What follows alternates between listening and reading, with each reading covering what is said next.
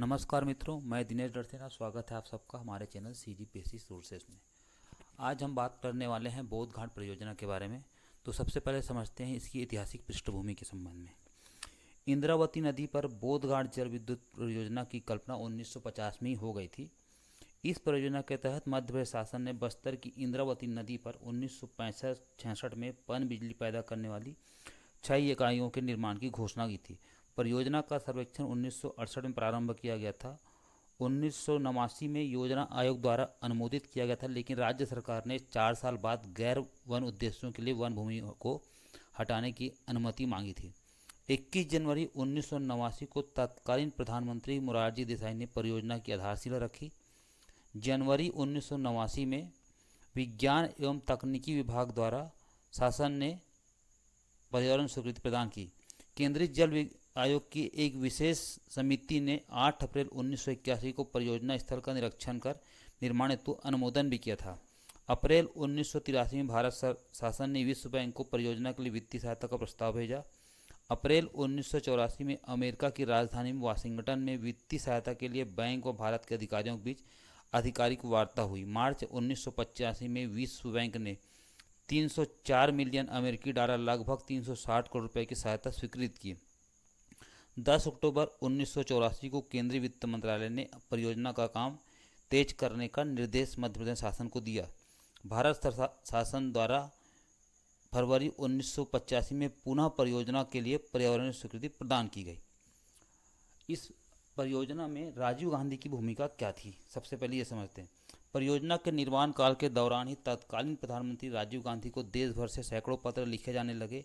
यह परियोजना 42 गांव और लगभग 10,000 लोगों के विस्थापन से जुड़ी हुई थी। परियोजना के सामाजिक और पर्यावरणीय दुष्प्रभाव पर विभिन्न समूहों और शैक्षणिक संस्थाओं के प्रतिनिधियों ने प्रधानमंत्री को इस परियोजना पर रोक लगाने का निवेदन कर अपनी आपत्तियों को सौंपा। इन आपत्तियों पर संज्ञान लेते हुए प्रधानमंत्री कार्यालय ने पर्यावरण एवं वन मंत्रालय के सचिव की अध्यक्षता में एक जांच समिति का गठन किया। अब समझते हैं कि तो TN शेषन का नाम चुनाव सुधारों से जुड़ा हुआ है, परंतु TN शेषन का नाम बोध घाट परियोजना से भी जुड़ा हुआ है। आइए समझते हैं कि TN शेषन की इस परियोजना में क्या भूमिका थी।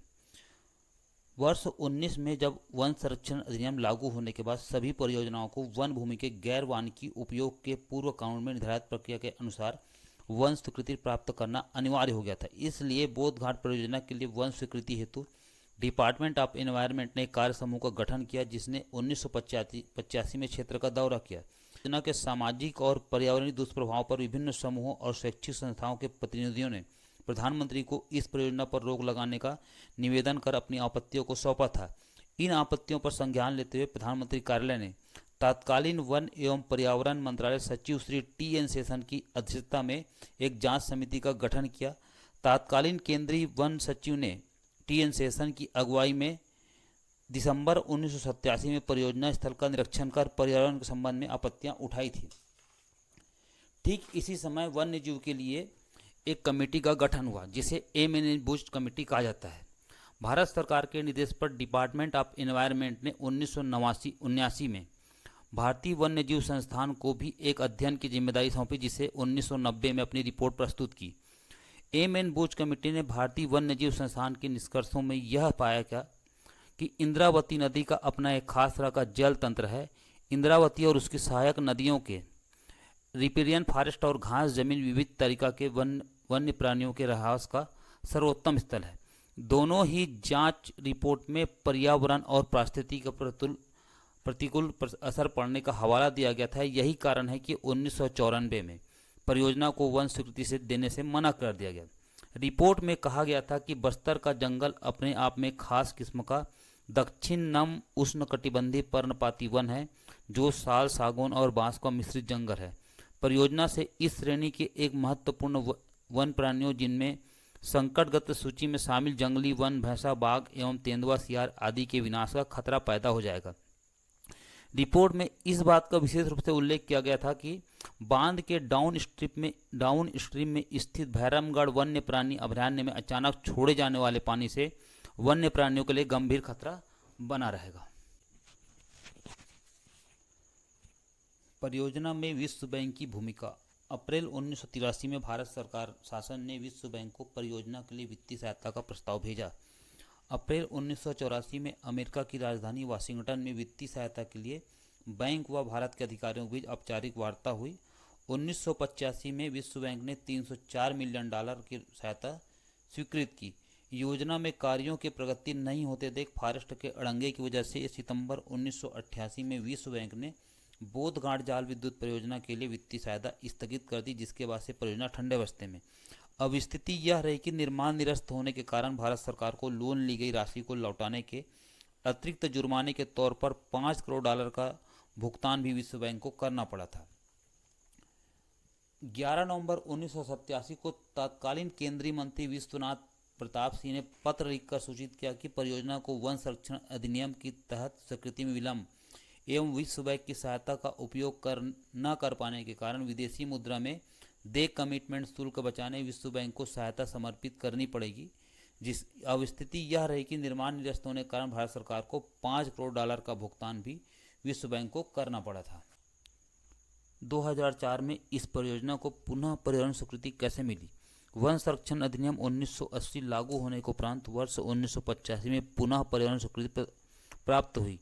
विभाग द्वारा प्रभावित वन भूमि के बदले 8,419 हेक्टेयर भूमि में क्षतिपूर्ति वृक्षारोपण किया गया था, जिसे प्रदेश के पहले मुख्यमंत्री अजीत जोगी द्वारा केंद्र सरकार को अवगत कराया गया, जिसके आधार पर वन संरक्षण अधिनियम 1980 लागू होने के उपरांत पुनः वन एवं पर्यावरण मंत्रालय भारत सरकार द्वारा 5,704 हेक्टेयर के लिए 5 फरवरी 2004 को सैद्धांतिक सहमति प्रदान की गई।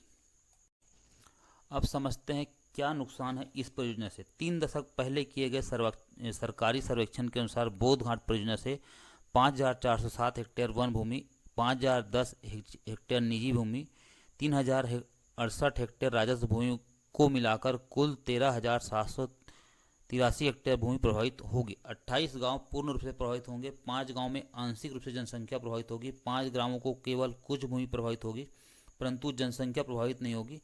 करीब 20 लाख पेड़ों की बलि चढ़ेगी, पर्यावरण को नुकसान पहुंचेगा। इसकी भरपाई के लिए अलग से व्यापक स्तर पर प्रोजेक्ट बनाकर काम करने की जरूरत पर बल दिया गया था। ये तो हो गया नुकसान। अब समझते हैं कि फायदा क्या होगा। छत्तीसगढ़ की वर्तमान विद्युत प्रणाली मुख्यतः ताप विद्युत पर आधारित है। बस्तर में 500 मीटर की दूरी तय कर कोंटा व भोपाल पटनम तक बिजली पहुंचाई जा रही है। बस्तर जो क्षेत्रफल में केरल राज्य से भी बड़ा है, यहाँ विपुल खनिज संपदा वन संपदा के पर्याप्त स्रोत हैं, परंतु समुचित दोहन नहीं हो पाने के कारण प्राकृतिक समृद्धि के होते हुए भी यह सब प्रकार से पिछड़ा हुआ है। नक्सलवाद से निपटने सड़कों के किनारे जितने पेड़ पिछले 1 दशक में शासन द्वारा कटवाए गए हैं, उतने पेड़ों का नुकसान बोधघाट जैसी 10 से अधिक परियोजनाएं स्थापित करने में भी नहीं होता। भविष्य के औद्योगिकरण के लिहाज से बोधघाट परियोजना को जरूरी है। अब समझते हैं कि इस नुकसान की भरपाई की क्या थी योजना।